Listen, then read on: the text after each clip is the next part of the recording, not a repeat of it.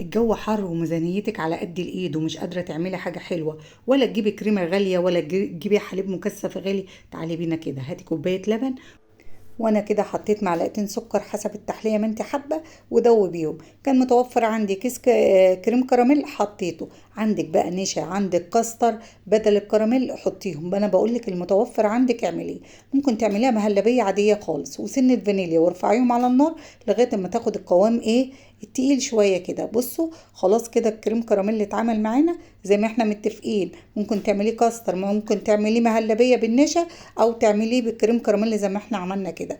كمية بسكوت كده حلوة متوفرة عندك. انا كنت جايبة هنا 4 بواكي كده، 2 سادة و2 بالشوكولاتة. ورحت بقى نازلة عليهم زي ما انتوا شايفين كده بالكريم كراميل بالراحة كده، عشان عايزة تبقى الطبقة بتاعتنا متساوية. خلاص هنزل زي ما انتوا شايفين بالشكل ده كده، واروح بقى بعد ما تهدى شوية اروح حطها على الرف في التلاجة حوالي على نص ساعة. وتعالوا بينا بقى بعد ما تطلع من التلاجة اتفرجوا عليها بقت متماسكة بالشكل ده كده. يلا بينا هنقول هنعمل ايه تاني مع بعض. طبعا دلوقتي المانجا متوفرة كده، واكيد في شفشق كده من المانجا محطوط على الرف في التلاجة. رحت واخداه كده وحط عليه معلقتين من النشا. هنعمل مهلبية مانجا ونطعمهم كمان بمعلقتين من جوز الهند ودوبيهم.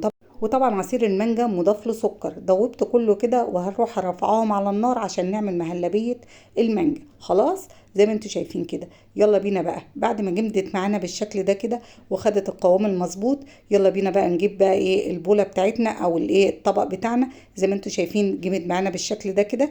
يلا بينا روح جايبه بقى من معلقه كده، وبرده بالراحه زي ما انت شايفه كده. ساوي المانجا بتاعتك او مهلبيه المانجا بتاعتك بالراحه بالشكل ده كده علشان ما تفكش معانا. خلاص. واروح بقى كمان عندي كده بكون بسكوت اروح ضيفاهم فوق الوش. عايزين نعمل بقى طبقات كده من المهلبيه زي ما انتوا شايفين، مهلبيه بالبسكوت يا جماعه. بصوا زي ما انتوا شايفين بالشكل ده كده. هجيب بقى انا البسكوت كان متوفر عندي بس بسكوت ساده، هروح حطاه كده ماشيين مع بعض اهو خطوه خطوه. وكده بقى هنزل بكل الكمية زي ما انتوا شايفين، واروح حطها بقى على الرف في التلاجة تجمد معانا كده حوالي ساعتين او 3. واقطعيها بقى تطلع معاكي قطع قطع. بصوا بقى يا حبايبي، عندك مانجا زوقيها بيها، ما عندكيش مانجا صوص الكرابيل وروحي مزوقه الطبق بتاعك وهتبقى زي الفل. بس انا عندي كده كميه مانجا هضيفها كمان كلها كده زي ما انتوا شايفين مع بعض كده. عايزه اقول لك بقى وصفه خطيره حسب الرغبه زي ما انتوا شايفين. ممكن تعملي الوصفه بتاعتك في بولات وتعمليها وتزوقيها زي ما احنا زوقنا كده. وكده حطينا كريم كراميل وكده بقى وصفتنا تعتبر خلصت.